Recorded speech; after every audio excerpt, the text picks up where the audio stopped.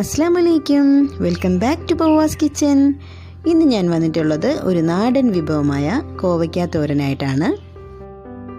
ഞങ്ങളുടെ വീട്ടിൽ തന്നെ ഉണ്ടായ കോവയ്ക്കയാണിത്.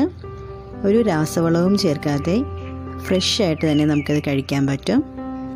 അപ്പോൾ നമുക്ക് ഈ കോവയ്ക്ക ഒന്ന് പറിച്ചെടുക്കാം. പിന്നെ ഞാൻ കാന്താരി മുളക് എടുക്കുന്നുണ്ട്.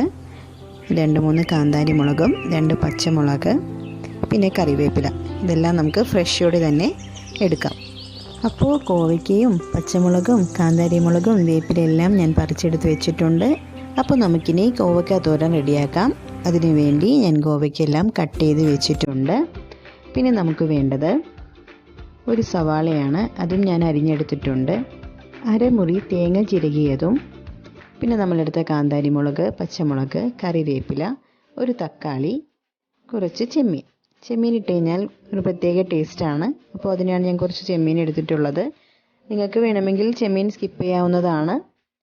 അപ്പോൾ നമുക്കിനി കോവയ്ക്ക റെഡിയാക്കാം. അതിനുവേണ്ടി ഞാനൊരു ചട്ടി എടുത്ത് വെച്ചിട്ടുണ്ട്.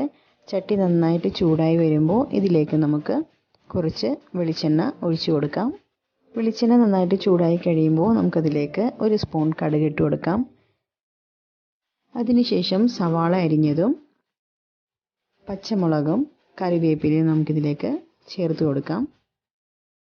ഇനി ഇത് നന്നായിട്ടൊന്ന് മിക്സ് ചെയ്തെടുക്കാം.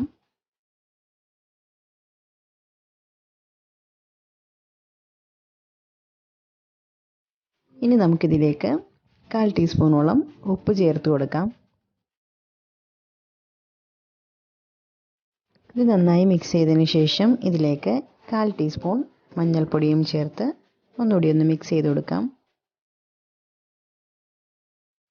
മഞ്ഞൾപ്പൊടി ചേർത്ത് നന്നായി മിക്സ് ചെയ്തതിന് ശേഷം ഇതിലേക്ക് നമുക്ക് ചെമ്മീനും തക്കാളിയും ചേർത്ത് നന്നായി ഒന്ന് മിക്സ് ചെയ്തെടുക്കാം. അതിനുശേഷം നമുക്കിതിലേക്ക് നമ്മൾ കട്ട് ചെയ്ത് വെച്ചിട്ടുണ്ടായിരുന്ന കോവയ്ക്കയും ആഡ് ചെയ്യാം. ഇനി ഇത് നന്നായി മിക്സ് ചെയ്തതിന് ശേഷം അടച്ച് വെച്ച് ഒരു 10 സെക്കൻഡ് വേവിച്ചെടുക്കാം. ഇപ്പോൾ നമ്മുടെ കോവയ്ക്ക നന്നായി വെന്ത് വന്നിട്ടുണ്ട്. ഇനി നമുക്കിതിലേക്ക് നമ്മൾ നേരത്തെ ചിരകി വെച്ചിട്ടുണ്ടായിരുന്ന തേങ്ങ ചേർത്ത് നന്നായി ഒന്ന് മിക്സ് ചെയ്തെടുക്കാം. അതിനുശേഷം ഇതിലേക്ക് 1 സ്പൂൺ ചില്ലി ഫ്ലേക്സും ആഡ് ചെയ്ത് നന്നായി ഒന്ന് മിക്സ് ചെയ്തെടുക്കാം. അപ്പോൾ ഇത്രയേ ഉള്ളൂ, നമ്മുടെ അടിപൊളിയായിട്ടുള്ള കോവയ്ക്ക തോരൻ റെഡി ആയിട്ടുണ്ട്.